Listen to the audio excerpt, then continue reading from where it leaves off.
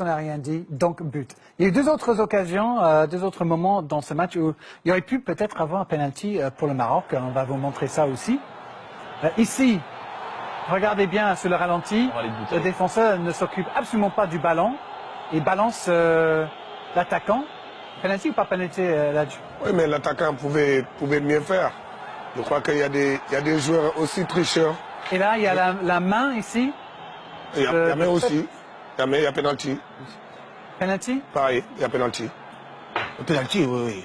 Oui, c'est 100%. Oui, 100%. Pour la main ou pour la poussette? Pour la main de Pep. Pour moi, pour la poussette. Pour la poussette. Ouais. Parce qu'il ne joue pas le ballon, le défenseur. Ouais.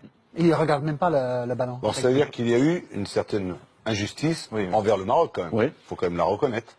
Et c'est pour ça que la vidéo, si on la met en place, c'est pour éviter ce genre de situation. Ça n'a pas été fait. Alors je pense que la colère d'un entraîneur après un match, elle est acceptable. On peut la recevoir. Oui. Oui, mais s'il avait gagné le premier match aujourd'hui, il ne serait pas là. Parce que le match qu'il fallait gagner pour se donner aujourd'hui une autre chance, c'était le match contre l'Iran. Mais celui qui est dans la boîte, il ne voit pas si c'est un penalty. C'est pas possible. Quand Pépé il touche la balle avec la main, qu'est-ce qu'il fait en fait? Est-ce qu'il dort?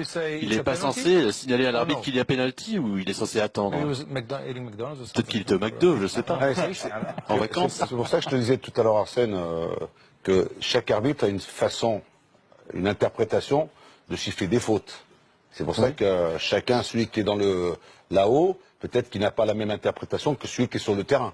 Et c'est pour cela que je demande, dans le futur, qu'on prenne vraiment qu'il y ait vraiment une étude là-dessus. Le VAR va reposer le problème numéro 1. Qu'est-ce qu'un penalty et qu'est-ce qui n'est pas penalty? Parce qu'il y a un gars là-haut qui est que pour les penalties.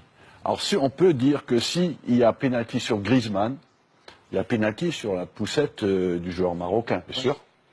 Ah oui. Ah, mais il faut se dire aussi que comment on regarde Hervé, c'est pas comme ça qu'on va regarder Fernando Hierro. Aujourd'hui, un autre entraîneur qui n'est pas Hervé, peut-être que on va regarder la vidéo. Sûr. Parce que l'Espagne, ils ont encaissé un but. Tout de suite, quand Iniesta va voir l'entraîneur, Ramos et les autres, ils lui mettent la pression.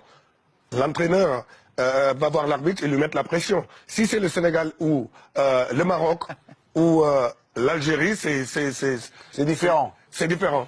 Il faut le dire aussi. Vous croyez, oui, il y a une attitude différente envers certains pays. The guy upstairs, after that penalty on Pepe. L'arbitre vidéo, après le penalty, la situation où il aurait dû y avoir un penalty pour une faute de Pepe, il n'aurait pas pu dire à l'arbitre qu'il y avait faute, sinon pourquoi? Oui, ce que dit Christian est important. C'est pas l'entraîneur qui peut demander qu'on regarde le VAR. C'est le gars en haut qui peut dire à l'arbitre, Va voir. va voir. Va voir. Oui. Mais pardon, mais il peut aussi penser qu'il n'y a rien ici, non? Il y a vraiment pénalty flagrant sur Bouteille? C'est faute quand même. C'est de l'action. Il y a un duel quand même. Il est piqué dans le dos. Si Arsène dit qu'il y a penalty, il y a penalty. OK? Merci. Il y a eu beaucoup d'occasions, en tout cas pour cette équipe de Maroc. On va vous en montrer quelques-unes.